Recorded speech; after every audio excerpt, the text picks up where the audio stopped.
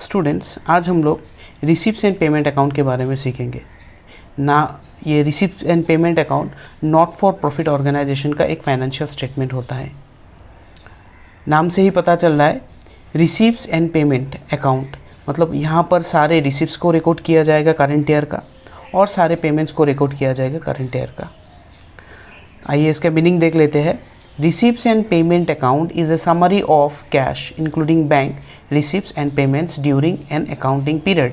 एक accounting period में जितना भी कैश रिसीप्स होगा या पेमेंट होगा, सारे रिसीप्स और पेमेंट्स को यहाँ रिकॉर्ड किया जाएगा, irrespective of whether they pertain to the current year, previous year और next year or are of capital और revenue nature।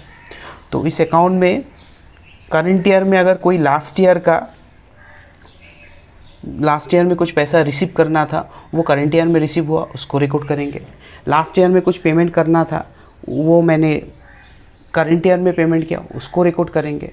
उसी तरह नेक्स्ट ईयर मुझे कुछ पेमेंट रिसीव करना था जो कि करंट ईयर में कर लिए, उसको रिकॉर्ड करेंगे। नेक्स्ट ईयर मुझे कुछ पेमेंट करना था जो कि मैंने करंट ईयर में ही कर दिया, तो उसको भी करंट ईयर में रिकॉर्ड करेंगे। और रिसीप्ट्स और पेमेंट के दो कैटेगरीज होते हैं, कैपिटल रिसीप्ट्स होते हैं और रेवेन्यू रिसीप्ट्स होते हैं। कैपिटल पेमेंट्स होते हैं और रेवेन्यू पेमेंट्स होते हैं। रिसीप्ट्स एंड पेमेंट अकाउंट बनाते समय हम सारे कैपिटल रिसीप्ट्स या रेवेन्यू रिसीप्ट्स को रिकॉर्ड करेंगे, सारे capital receipts, capital payments and revenue payments को रिकॉर्ड करेंगे। It begins with opening cash and bank balances and ends with closing cash and bank balances of the accounting period। एक accounting period में जो cash and bank balance रहेगा opening date में, उससे इस account को start करना है, और उसी accounting period में जो at the end of the accounting period जो cash और bank balances रहेगा, उसी से इस account को close करना है। Receipts are shown on the debit side whereas payments are shown on the credit side of the account।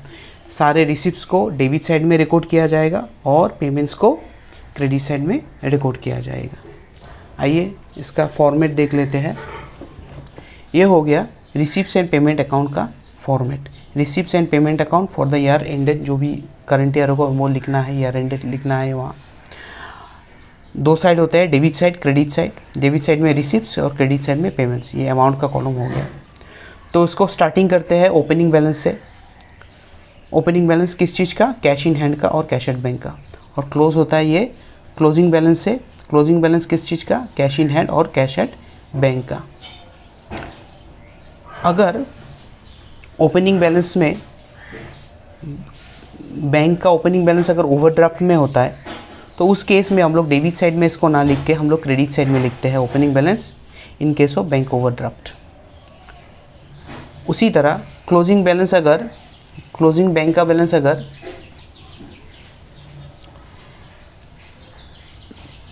Bank overdraft में रहता है, तो भी मैं क्रेडिट साइड में उसको ना लिख के मैं उसको डेबिट साइड में लिखूँगा, to balance CD bank overdraft बोल के। और इस साइड में सारे रिसिप्ट्स को रिकॉर्ड करूँगा मैं, और इस साइड में सारे पेमेंट्स को रिकॉर्ड करूँगा। और सब प्रीवियस ईयर्स के भी पेमेंट अगर प्रीवियस ईयर के भी कुछ पैसा अगर मैं रिसीव करता हूँ, यहाँ रिकॉर्ड करूँगा। करंट ईयर का रिसीव करता हूँ तो भी लिखूँगा। नेक्स्ट ईयर का अगर कोई चीज़ जो नेक्स्ट ईयर में रिसीव करना था, इस ईयर करंट ईयर में ही मैंने रिसीव कर लिया, वो भी यहाँ पर रिकॉर्ड करूँगा। उसी तरह पेमेंट में भी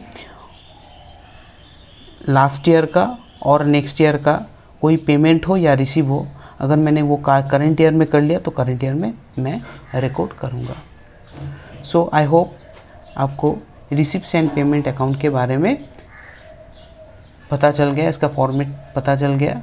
तो नेक्स्ट क्लास में हम लोग एक रिसिप्ट्स एंड पेमेंट अकाउंट के एक फॉर्मेट को डिस्कस करेंगे, एक प्रैक्टिकल को डिस्कस करेंगे। फॉर्मेट तो आज ही डिस्कस कर लिया, एक प्रैक्टिकल को डिस्कस करेंगे। Thank you.